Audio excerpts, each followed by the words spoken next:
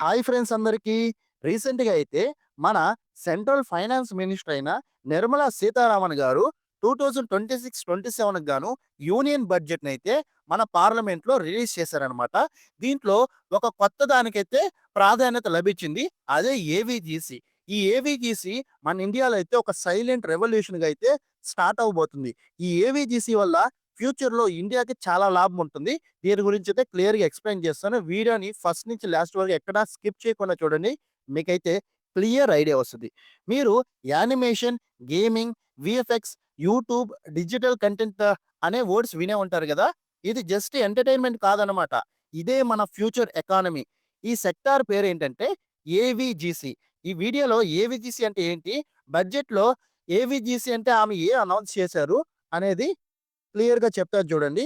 First ఏవిజీసీ stands for a అంటే animation అనమాట. వి అంటే విజువల్ ఎఫెక్ట్స్, జీ అంటే గేమింగ్ అండ్ సి అంటే కామిక్స్ అనమాట.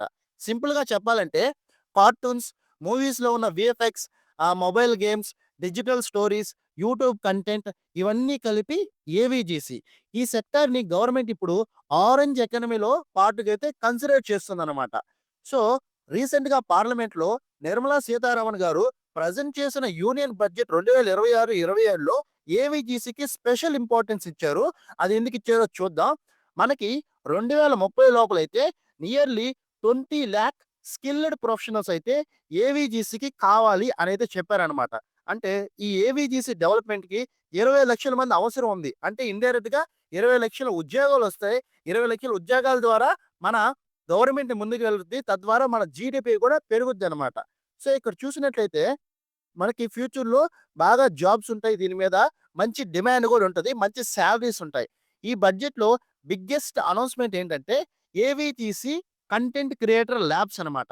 ఈ కంటెంట్ క్రియేటర్ ల్యాబ్స్ అంటే ఏంటో క్లియర్‌గా చెప్తాను చూడండి. ఇక్కడ ఈ ల్యాబ్స్‌లో ఏంటంటే కంటెంట్ ఎలా క్రియేట్ చేయాలి? ఎలా యానిమేట్ చేయాలి? ఎలా డిజైన్ చేయాలి? ఎలా వీఎఫ్ఎక్స్ సెట్ చేయాలి? ఇలాంటియన్నీ నేర్పిస్తారు. సో, ఎక్కడ ఈ ల్యాబ్స్ పెడతారంటే 15,000 ల్యాబ్స్‌నైతే మన దేశంలో ఉన్న సెకండరీ స్కూల్స్‌నైతే స్టార్ట్ చేయబోతున్నారు. మన దేశం వైస్ నేషనల్ వైడ్ అయితే ఈ 15,000 ల్యాబ్స్ అయితే ఉంటాయి. అదే గాకుండా 500 ల్యాబ్స్ అయితే కాలేజెస్‌లో నేషన్ వైడ్ అయితే ఉంటాయి. ఇదొచ్చేసి ఈ ల్యాబ్స్ వచ్చేసి ముంబైకి సంబంధించిన ఒక ఇన్‌స్టిట్యూట్ అయితే టేక్ కేర్ చేయమని మన నిర్మలా సీతారామన్ గారైతే చెప్పారనమాట.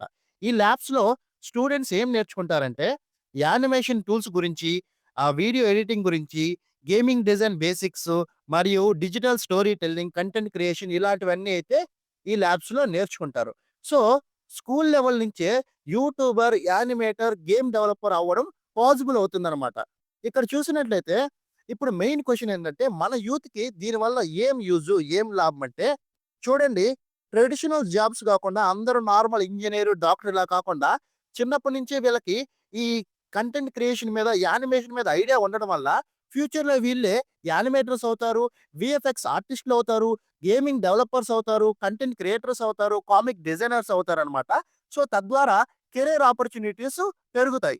సో, ఇదే కాదనమాట. మనలో చాలామంది డిగ్రీ అయిపోయిన తర్వాత స్కిల్స్ గురించి ఆలోచిస్తారు. డిగ్రీ అయిపోయిన తర్వాత స్కిల్స్ లెర్న్ చేయడం స్టార్ట్ చేస్తారు. అలా కాకుండా స్కూల్ లెవెల్ నుంచే వాళ్ళకంటే ఒక స్పెషల్ స్కిల్ అయితే డెవలప్ అవుతుందనమాట.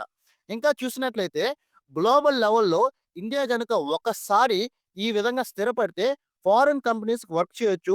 ఫ్రీలాన్సింగ్ చేసైతే మనమైతే బాగా ఎర్న్ చేయొచ్చనమాట.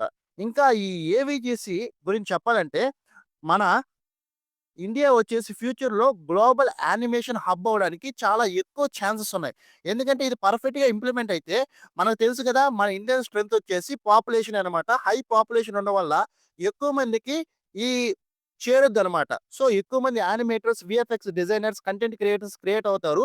ఇండియా అనేది ఫ్యూచర్ గ్లోబల్ యానిమేషన్ హబ్‌గా తయారవుతుందనమాట. అంతేకాదు గేమింగ్ ఇండస్ట్రీలో వచ్చేసి చైనా, కొరియాకి కాంపిటీషన్ ఇస్తుంది.